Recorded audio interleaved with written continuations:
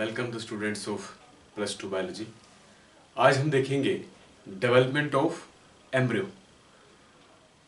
These are post fertilisation events and the what are the changes they are occurring after the fertilization, ये हम discuss करेंगे। एक हमने देखा था द डेवलपमेंट ऑफ एंडोस्पर्म, जो फर्टिलाइजेशन के बाद का इवेंट है। आज हम देखेंगे डेवलपमेंट ऑफ एम्ब्रियो और इनके बाद जो दो इवेंट्स और हैं, the development of ovules which are develop into seeds and the development of fruits, they are developing from the ovary. तो ये सारे के सारे इवेंट्स जो है वो फर्टिलाइजेशन के बाद होते हैं, so they are called as post fertilisation events. तो अभी हम डिस्कस करेंगे डेवलपमेंट ऑफ एम्ब्रियो। आपको ये हमने जायगोट बना रखा है और जायगोट का ये जो है 2n नंबर है, ये इसको एक बार थोड़ा सा हल्का सा मैं रिकैप करवा देता हूँ आपको। अगर पीछे का थोड़ा ध्यान हो तो यहाँ पे हमने ना ये जायगोट बना रखा था, ये this was zygote towards the micropylar end, towards the micropylar end। और यहाँ जैसे कुछ बना था पोलर न्यूक्लियाई के साथ, जब second male gametic nuclei join की थी तो ये क्या बन गया था 3n और ये था 2n और this was named as endosperm. Primary endosperm nucleus बोल रहा था इसको हमने, एंड इट डिवाइड्स देन।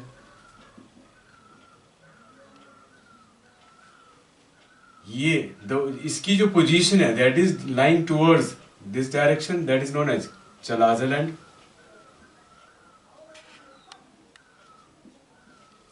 अब हम बात कर रहे हैं जायगोट की। This is known as zygote, ये जायगोट है। Zygote will develop into embryo. मैंने एंडोस्पर्म की डेवलपमेंट में भी आपसे एक डिस्कस की थी, एक पॉइंट मैंने आपको वहां पे बताया था कि why endosperm divides first as compare to या develop as compare to zygote. Zygote की जो डेवलपमेंट है एम्ब्रियो में जब चेंज होता है, उसकी डेवलपमेंट से पहले एंडोस्पर्म की डेवलपमेंट क्यों है? Because when endosperm divides it contains large amount of nutritive material. It contains so many cells which contains nutritive material, and that nutritive material is consumed by the developing embryo. So it proceeds, means it firstly it undergo the divisions and development. Endosperm इसीलिए पहले development के लिए जाता है, उसके बाद हम development of zygote की बात करते हैं into embryo. Now let us start the development of embryo. Embryo की डेवलपमेंट हम शुरू करेंगे। Development of embryo, how it starts. The first, now we are taking this cell which is lying towards the micropylar end दिस this is. Here इसको हम यहां पे भी रखते हैं तो दिस शुड बी क्लियर कि ये आपका जायगोट है। Now zygote will undergo mitotic division. कौन सी डिवीजन करेगा ये? It will go for mitotic division and forms two cells. It forms two cells. One is slightly larger and second is smaller. दो cells बनाएगा, एक थोड़ा सा बड़ा cell and second one is smaller. And this one is known as basal suspensor cell. This one is known as basal suspensor cells towards the micropylar site, and this one is terminal embryo cell lying towards the chalazial site. यहां तक clear होगी बात? Zygote undergo the divisions, form two cells. One is towards the micropyle end and second is towards the chalazial end. This is known as terminal embryo cell and this is known as basal suspensor cells. Now what happens? This basal suspensor cell will go for divisions. Again it is going for mitotic divisions and it forms approximately of 4 to 8 cells. It form of 4 to 8 cells. कुछ एक पे ये 4 sales ही होते हैं यहाँ तक और कुछ एक में 7-8 सेल्स ही बन जाते हैं. One cell is slightly larger, is lying towards this side. This is the micropylar side, and they form approximately of 4 to 8 celled stages. Clear? Then what happens? When this stage is formed, then the last cell is terminal cell. Now what they do? These cells, these 8 celled stages, या 4 या 8 celled stages, they will push this terminal embryo cell. These cells will push the terminal embryo cell towards the endospermic cell. ये जो endospermic cell है जो divide कर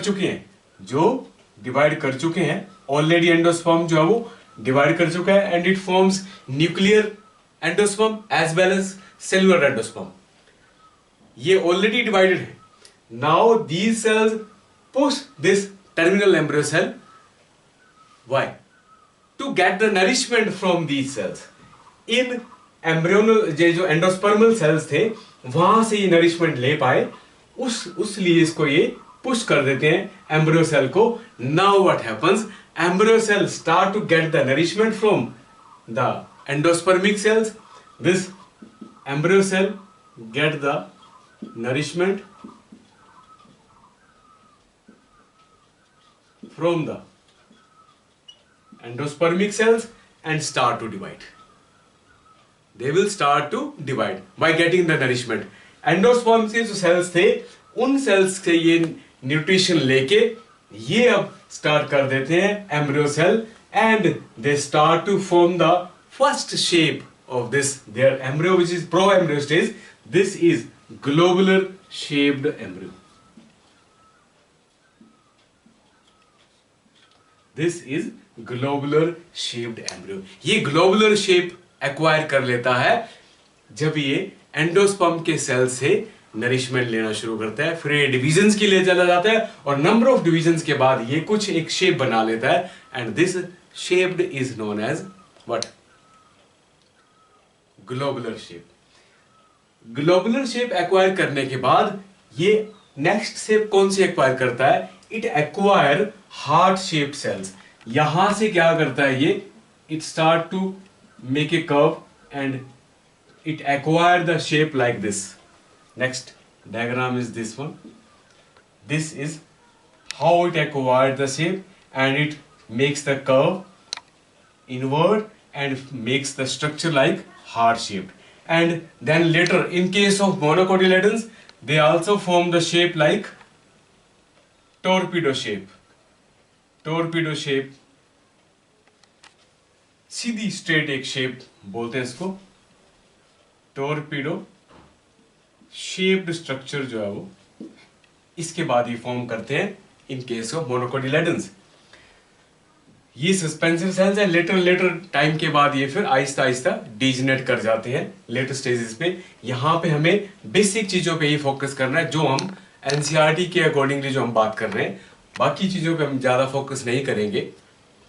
अब ये globular shape के बाद इसने एक शेप एक्वायर की हार्ट शेप्ड. और हार्ट शेप्ड के बाद व्हाट हैपेंस? ये जो ये था ये दोनों ही साइडों से जब ये मूव कर रहे थे इनरवर्ड्स ये slightly what happens now this is a movement from both the sides. ये दोनों ही साइड से ये मूव कर रहे हैं and they make them in two cotyledons. ये जो डाइवर्जन है ये इसको कौन सी शेप देने में हेल्प कर रहा है? कोटिलेडन्स में.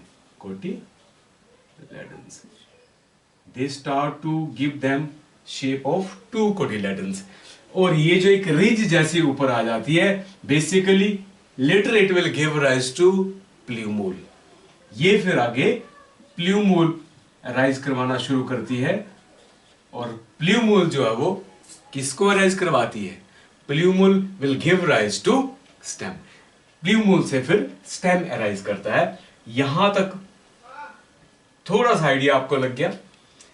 ये हम दो कोटिलेडन्स की बात कर रहे हैं, मतलब यहां पे हम एक डिस्कशन कर रहे हैं जो मैक्सिमम जो डेवलपमेंट है एम्ब्रियो की, डाइकोट की और मोनोकोट की सिमिलर होती है। सिर्फ एक दो पॉइंट को छोड़ के वो हम अलग से डिस्कस कर लेते हैं।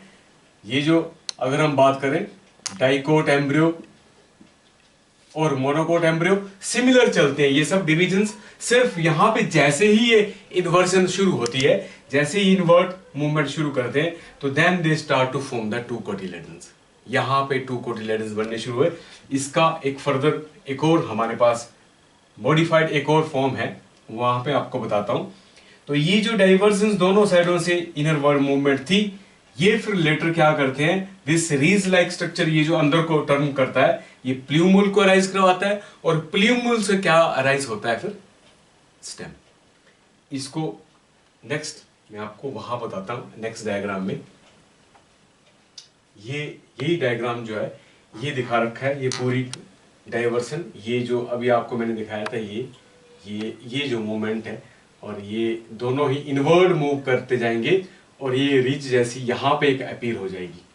और ये क्या बन जाएंगे, एक और दो कोटिलेडन्स, ये बन जाएंगे टू कोटिलेडन्स, ये बन जाएंगे टू कोटिलेडन्स। और ये क्या है, ये सारा का सारा एम्ब्रियोनल एक्सिस है। This is known as embryonal axis, this is known as embryonal axis. Above the level of these cotyledons there is a position, this position is known as, जब ये टॉप लेवल की हम बात करते हैं AP, इसको क्या बोलते हैं, एपी, ऊपर AP, these are what, cotyledons, these are known as cotyledons। Cotyledons के ऊपर ये जो पोजीशन है, इस पोजीशन को एपी बोलते हैं। अगर ये कोटिलेडन्स के ऊपर पोजीशन है तो इसको बोल देते हैं एपिकोटाइल। दोनों कोटिलेडन्स के ऊपर the level of there is a position which is known as एपी, above the level of both the cotyledons is known as epicotyl। और epicotyl is that region, this is the region where there is a prominent part which is known as plumule. ये है plumule, ये, और plumule will give rise to shoot. ये shoot को देता है means stem, यहां से स्टेम अराइज करता है। क्लियर होगी बात, पता लग गया आपको। ये प्ल्यूमूल हो गया। अब ये हमने देखी पोजीशन कोटिलेडन से ऊपर एपिकोटाइल, तो कोटिलेडन से नीचे अगर हम बात करें एम्ब्रियोनल एक्सिस पे, this area is known as, this is known as downward. The cotyledons के डाउनवर्डली ये पोजीशन आ रही है, इसको बोलते हैं हाइपोकोटाइल, कोटिलेडन से नीचे। And this whole is known as, this whole is known as what, embryonal axis, embryonal axis. ये जो पूरा का पूरा एक्सिस है, ये एम्ब्रियोनल एक्सिस है, जिसमें एक पार्ट हम प्ल्यूमूल पार्ट अराइज करवा रहे हैं, दूसरा हाइपोकोटाइल रीजन पे it will give rise to radicle part. Hypocotyl मतलब, हाइपो मतलब नीचे, कोटिलेडन्स के नीचे वाला जो पार्ट है एम्ब्रियोनल एक्सिस में, वो पार्ट किसको अराइज करवाता है, रेडिकल पार्ट को अराइज करवाता है। और रेडिकल का आगे फर्दर फेट क्या है, it will give rise to, radicle क्या अराइज करवाता है, रूट। और जो रूट है यहां से अपीयर होती है, इस टिप से, रेडिकल पार्ट से।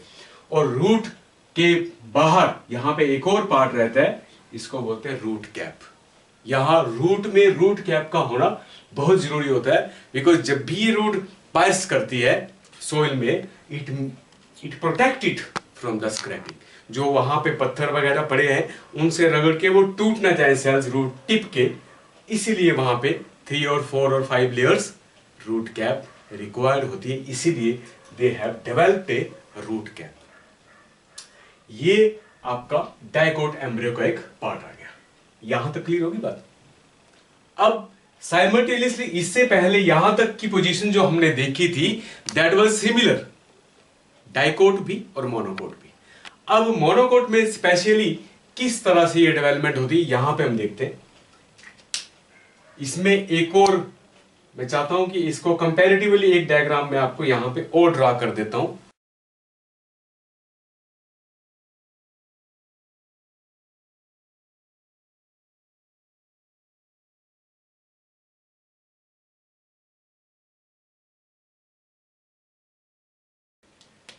Now we'll discuss about the monocotyledonous embryo. Dicot और मोनोकोटिलेडनस एम्ब्रियोज की डेवलपमेंट सिमिलर होती हैं। लास्टली जब ये कोटिलेडन्स की टर्न आती है उस टाइम पे थोड़ा सा वेरिएशन होता है। तो ये एक डायग्राम है जो मैंने आपको दिखाने की कोशिश करी है। पहले इसका हल्का सा डायरेक्ट आप पार्ट देख लीजिए कि क्या क्या है इसमें।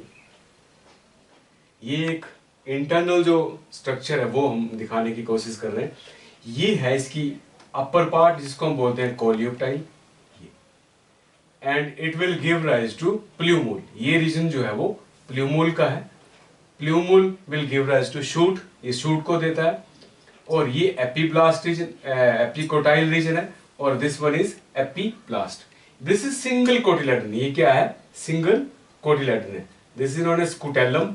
Scutellum is named here as cotyledon, and these are leaf primordia which are just covering the shoot apex. और इसका जो lower most part है, ये जो lower region है, इस embryonal axis का जो lower end है, lower end contains radical part. This is known as root cap, and this covering is known as coleorhiza. ये एक simple structure है। इसको थोड़ा और इजी करने के लिए कंपैरेटिवली यहां इसका ही एक हमने क्या किया, मेज का एक सेक्शन कटिंग लॉन्गिट्यूडनल सेक्शनल ऐसे काटा उसको, और वो आपको दिखाने की कोशिश कर रहे हैं कि यही चीजें यहां पे कहां पे। एक बार आप समझ आओगे तो आसानी से पता लग जाएगा। मैंने आपसे अभी एक बात बोली, जो स्कूटेलम है ये है। इन केस ऑफ मोनोकोटिलेडनस प्लांट्स और ग्रासेस में, मोनोकोटिलेडन्स होते हैं वो, ग्रासेस में मोनोकोटिलेडनस प्लांट्स में जो स्कूटेलम है it is known as cotyledon. Scutellum is known as cotyledon. Where it is positioned here, position कहां है इसकी? This is known as embryonal axis, and it is laterally, it is positioned on the lateral side. ऐसे lateral side पे इसकी position है। Clear? On the top of this embryonal axis, top of the embryonal axis, here there is a covering of hollow structure. These structures are basically covered the plumule region. These structures are called as coleoptile. Longitudinally जो embryonal axis में जो top position की अगर हम बात करें, there are coverings, light hollow coverings. These coverings are known as coleoptile. इनको coleoptile बोलते हैं, which covers the, which will later give rise to plumule. This is known as plumule. Plumule will give rise to shoot apex. ये जो है ये plumule को arise करवाता है यहाँ से, और plumule से फिर shoot apex निकलता है, and this is known as epicotyle. Cotyledons का ऊपर वाला पार्ट ये हम बात कर रहे हैं। और इसका ऑपोजिट पार्ट की अगर हम बात करें, बिलो दिस कोटिलेडन के नीचे अगर हम बात करें downwardly along the embryonal axis, तो यहां क्या है? Here there is a small ridge which is known as radicle, this radicle part, and it will give rise to root cap here, and it is covered by the undifferentiated sheath. ये जो है undifferentiated एक sheath है, this sheath is known as coleorhiza. ये कितना clear आपको पता लगा? और ज्यादा क्लियर करने के लिए यहां से यही डायग्राम को मैंने लॉन्गिट्यूडनल सेक्शन काटा मेज का, जो कि मोनोकोटिलेडनस प्लांट है, मेज मक्की समझते हो आप, उसका एक सेक्शन काटा। उसमें आपको मैं दिखाने की कोशिश करता हूं ये जो स्कूटेलम है वो कहां पे दिखता है। वो स्कूटेलम ये है, ये वाला। ये है हमारा एम्ब्रियोनल एक्सिस, ये है एम्ब्रियोनल एक्सिस, एंड दिस इज कोटिलेडन। ये क्या है, ये सारा क्या है, कोटिलेडन, सिंगल कोटिलेडन। तो ये सारा, इसमें मेजर पार्ट क्या है, this is known as endosperm, which is rich in nutritive material. It contains the nutritive material. So from which part हम ये बोल सकते हैं कि जब ये डेवलप कर रहा है, the development of this embryo is there, monocotyledonous embryo की अगर हम बात करें, the food is let down through this aileron layer and it help to pass it through the scutellum. scutellum के थ्रू इसमें ये एंटर करेगा, और इसको जब इसके पार्ट डेवलप कर रहे हैं, it will give the nourishment to this developing embryo, in which the similar parts are there. The again there is a towards the upper region. अगर हम अपर रीजन की बात करें, कोटिलेडन ये है, कोटिलेडन सारा है, ये एम्ब्रियोनल एक्सिस है, इस तरह से एम्ब्रियोनल एक्सिस का अपर लेवल जो है, again there is a covering, sheath like a covering है, that is known as coleoptile, which will give rise to plumule. Plumule later give rise to shoot. प्ल्यूमूल के बाद यहां पे शूट निकलता है, शूट का मतलब स्टेम। जब इसको हम ग्रो करते हैं, मिट्टी में जब ग्रो कर देते हैं, तो इसी पार्ट से इस तरह से लीफलेट्स आनी शुरू होती हैं, और इस पार्ट से, और जो ऑपोजिट एंड पे है ये, which is undifferentiated sheath, differentiated sheath,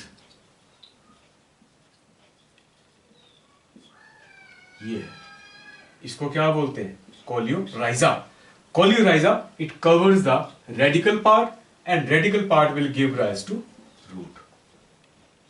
radical से रूट निकलती है। ये कंपैरेटिवली इसके यहां से, ये दोनों फॉर्म्स में आपको समझाने की मैंने कोशिश करी है ताकि आपको बेहतर तरीके से पता लगे।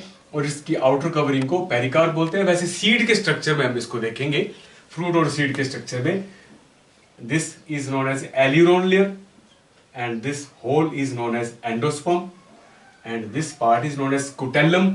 स्कुटेलम का बेसिकली यहां पे मतलब क्या है, मीनिंग क्या है, एक तो ये कोटिलेडन है, ऊपर से ये शील्ड की तरह एक्ट करता है, it act as a shield, protect करता है इन पार्ट्स को, ये जहां से शूट निकलनी है या दूसरे पार्ट से रूट निकलनी है, इस पूरे पार्ट को ये शील्डिंग इफेक्ट भी देता है, शील्ड भी करता है। ये थिन सी लेयर होती है इसकी, और ये शील्ड कर देता है और प्रोटेक्ट करने का काम करता है। इस पार्ट से कोलियोप्टाइल अपर रीजन पे लाई करता है इस तरह से, और कोलियोराइजा ऐसे लोअर रीजन पे लाई करता है। कोलियोराइजा अनडिफरेंशिएटेड शीथ होती है, और कोलियोप्टाइल एक होलो सी कवरिंग है जो प्ल्यूमूल को कवर करती है, प्ल्यूमूल को गिव राइज करती है, और प्ल्यूमूल से फिर शूट निकलती है, स्टेम निकलती है। ऐसे सीड को ग्रो करते हैं, ऐसे स्टेम आता है, और यहां से अगर बात करें तो ये नरिशमेंट, सारा नरिशमेंट जो एंडोस्पर्म से लेते हैं। इनमें मैक्सिमम एंडोस्पर्म रहता है स्टोर्ड फॉर्म में। तो इन सीड्स को हम किस नाम से बुला सकते हैं, एंडोस्पर्मिक सीड्स या एल्बुमिनस सीड्स भी बोल देते हैं। ये इसी का फॉर्म मैंने बाहर से भी आपको दिखाने की कोशिश की है कि ये पार्ट इसका एम्ब्रियो और ये सारा एंडोस्पर्म है। इन जिनके पास लार्ज अमाउंट ऑफ एंडोस्पर्म जो दैट इज स्टोर्ड होता है, they are known as albuminous seeds, उनको एल्ब्यूमिनस सीड्स बोलते हैं। और ये आपका लॉन्गिट्यूडल सेक्शन ऑफ मेज था, और ये आपका ये भी लॉन्गिट्यूडल सेक्शन है, इंटरनल सेक्शन है। किस तरह से दिखते हैं, ये लेटरल साइड की पोजीशन दिखाई, ये एपिब्लास्ट था। Epiblast is a remnant part. Earlier जब बोलता है ये 2 कोटिलेडन थे, तो उसका सेकंड कोटिलेडन का ये रेमिनेंट पार्ट है। इट शोज कि भाई कभी डाइकोटिलेडन्स होते हैं, तो उस तरह से ये उसका छोटा सा पार्ट है बचा हुआ है। This is known as epiblast. I hope you understand it better. आपको ये क्लियर पता लग गया होगा the development of monocot embryo as well as dicot embryo. Thank you for watching it.